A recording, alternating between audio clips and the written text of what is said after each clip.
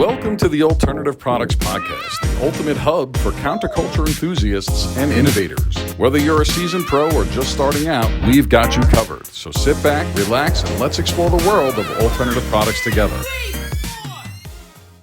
So here we are at the Alternative Products Expo podcast. We have Paul with us. This is the next episode with Herban Bud.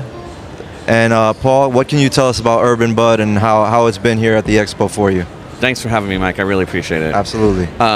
We've done Alternative Products Expo before, and I love this show.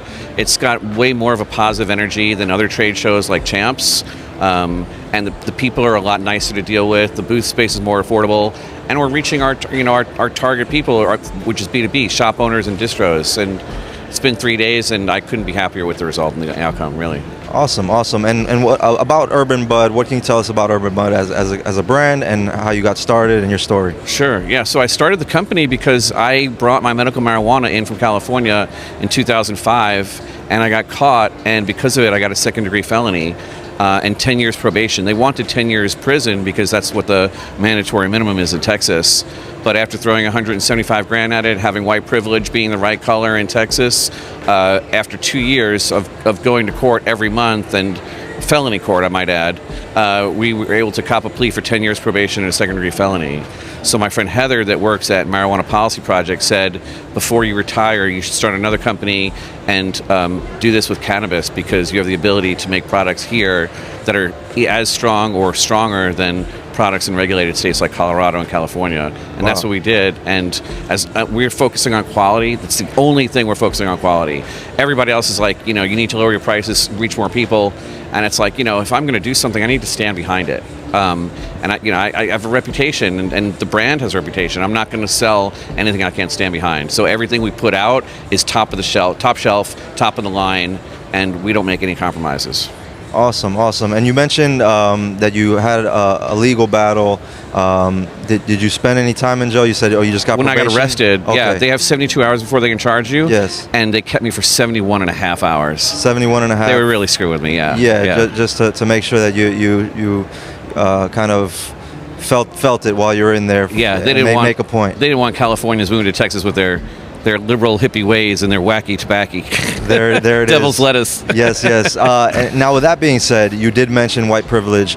Do you feel like if you didn't have the complexion that you do, that you would have spent much more time in jail? Absolutely. Okay. Yeah. People in Texas, like black people and white people, consume cannabis at the same amounts. But in Texas prisons, it's 80% black people, 20% white people in there for marijuana possession or sale. It's modern day slavery is what it is, and we're trying to put a stop to it. Okay, so there you have it on that end. And speaking on the legality of the products that you're bringing to the table, you want to help the prison system as far as not bringing so many people into there, arresting them for a plant, for cannabis, and you are getting into this industry of legal bud. Can you explain a little bit about that? And I know your reasoning behind it was your struggles back in 2005. What can you explain on that? Well, my friend Heather from Marijuana Policy Project said, you can do amazing things with hemp. And I said, Heather, hemp doesn't get you high. And she said, clearly you're ignorant and you don't know what you're talking about. Go out and do the research and then come down and talk to me, because you're wasting my time. She was really blunt about it too. Yeah. So I took 2 years between 2019 and 2021. I went to every trade show I possibly could, every farm I could that would have me, every extraction facility that would have me, and my team collected thousands of samples, and we rated it on a scale of 1 to 5: look, taste, smell, packaging, effect, and overall. And then the tester put their notes in there, and then we looked at all the scores that were 100, and we're like, how can we make this product better? How can we make a product that we can stand behind that's top of the line? And that's how we came up with our product strategy. Awesome. And what made you decide to go with that derivative of the plant, or what can you explain about THCA to the people that don't know? So exactly? THCA is just one of over 150 cannabinoids. Okay. We play with all the cannabinoids that are available to us because it's like a playground. The only restriction is Delta 9 THC. Okay. So, we play with THCP, we play with Delta 8, Delta 10, THCO, THCJD, THCH. But all these mass market companies out there are not doing their research on the cannabinoids. They're just putting into a vape what they think will sell. Like when we came out with our blends, for example, I've got 3 main cannabinoids in there: 11-hydroxy THC, which the industry calls Delta 11 because 11-hydroxy THC is not really marketable, HHC, and THCP. And we started with 1% THCP, and we slowly started incrementalizing it. And the reason why I use an HHC base is because THCP is so strong, it's 20 to 30 times stronger than Delta 9 THC. Wow. So we have to get them high first with either D8 or HHC, so they'll stop vaping on the product.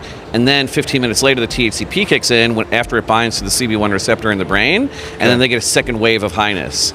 So that's really how I engineer it. Like I said, it took 6 months. After we did 1% THCP, 2%, and then it was just taking forever, FedExing samples back and forth to our co-packer. Yes. I was like, screw it, let's just do 30%. Let's try it. Yes. And then all of our testers were high for 3 days. Wow. And it wasn't a good high. Yeah. Yeah, we were just waking up, eating, getting the munchies, falling asleep again, and not able to work, not able to do anything, Right. And yeah, so we're like, all right, we got to dial it back.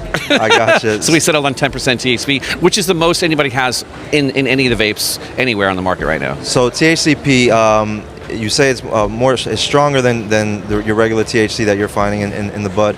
What's the process of extracting that? How do you get to THCP? I know HHC, you're adding a hydrogen molecule to Yep. it. Is that correct? Yeah, the lab is. Okay. Yeah, we don't operate the lab. We just talk to the lab, we get the sample, we get the oil, we have to supply the oil to our co-packer, Yes. and then we just try various combinations. We're literally guinea pig testing on ourselves, Yes. because there's no research out there. Right. And we don't want to harm anybody, so we have to make sure that these things are safe. Yes. A lot of other brands will just put something out, and make it cheap so they can sell into distros and sell by the master case, whereas we're selling by the, case, if we're lucky. Absolutely, I get that. Let's go back to the legality of things. Let's say you're walking through an airport. We have a pound of weed here on display. Is that what we're calling it? Yeah, I mean it's all cannabis, whether it be marijuana or hemp. It's all literally the same exact plant. And what flavor did you bring? This is gelato cake. This is one of our premium lines. We have an entry-level line, a premium line, and an exotics line. Okay. So we sell those by the eighths and by the pound. Yes. We don't make a lot of money when we sell pounds. We make maybe like $200, a pound. Okay. And I always hate it when the sales guys sell all my pounds because there's nothing left to put in jars. Yes. But walking through an airport, I kind of enjoy it because I know I'm in the right. And if I get arrested again, because I got arrested in 2019 after I brought all these samples back from one of the trade shows. Yeah, I was driving, and a cop in a backwoods county in Texas pulls me over for speeding, 4 over, by the way. Oh, wow. And it was hot summer July, and he smelled all the flower in the car. It was all CBD flower, it's all hemp flower. Right. And he said, I can tell the difference between marijuana and hemp, and this isn't hemp. And I decided to get real smart, like a smart ass dummy. My dad always told me not to provoke them. Right. I was like, THC doesn't have an odor. I'm like, well, you're smelling of the terpenes. I was like, don't get smart with me. So he pulled me out of the car, put me in handcuffs, and then searched the whole car, and then arrested me for possession of marijuana, possession of paraphernalia. I mean, there's like 3 or 4 charges on there. I got everything dropped because we insisted that they test everything. But again, it's a white privilege thing. I had to hire an attorney, for it was like $1,500 to get everything dismissed. Right. So I mean, I welcome it. I travel with the COAs all the time. Okay. And I just educate as many people as possible because education is what's going to save everybody else. Yes. So I'd rather be the one that they mess with, because I have the means to not only get out of it, but also help educate the people who are arresting me. Right. And now, what markets is this? Is this banned in any markets right now? It's banned in a lot of regulated markets like Colorado and California. Oh, wow. Because they're not making the marijuana tax on it. Right. Like in California, you'll have state marijuana tax, you'll have county tax, and you'll have city tax as well. And it comes to about anywhere between 30 and 40% of the original price. Okay. But all they get off of us is sales tax. Right. That we have to pay to the government, or income tax if we're profitable that year, right? So they're losing out on that 30 to 40% tax in those states. So they don't want to allow it, obviously. Are there lobbyists trying to stop any kind of restrictions coming down and adding more restrictions because they want to move forward with recreational cannabis? That's a really, really good point and a really good question.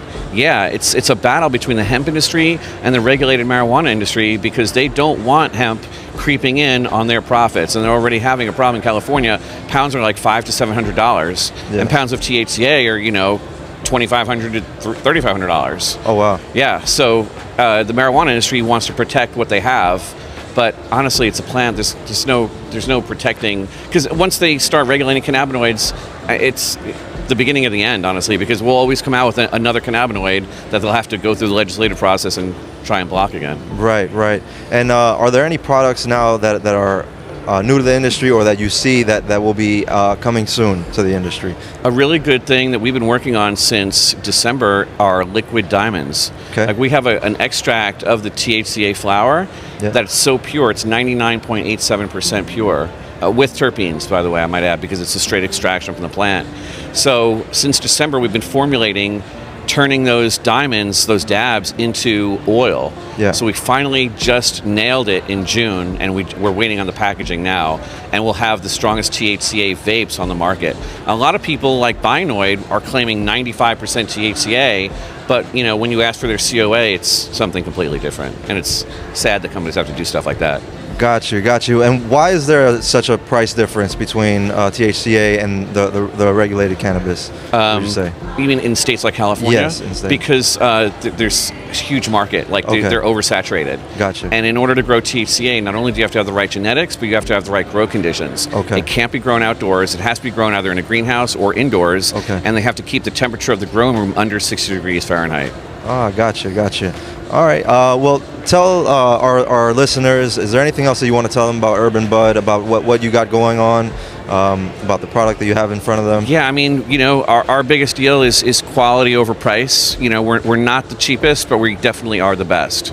And you can get in touch with us, at sales@herbanbud.com, HERBAN.com, and we'll totally hook you up. And we love giving away free samples. It's like our favorite thing to do, besides cashing the checks, obviously.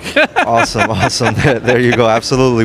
Well, you heard it here first with Paul. I really appreciate your time. Thank you for being on the podcast and coming to the expo. I appreciate it, Mike. Thanks so much, brother. Absolutely. Have a beautiful one. For sure.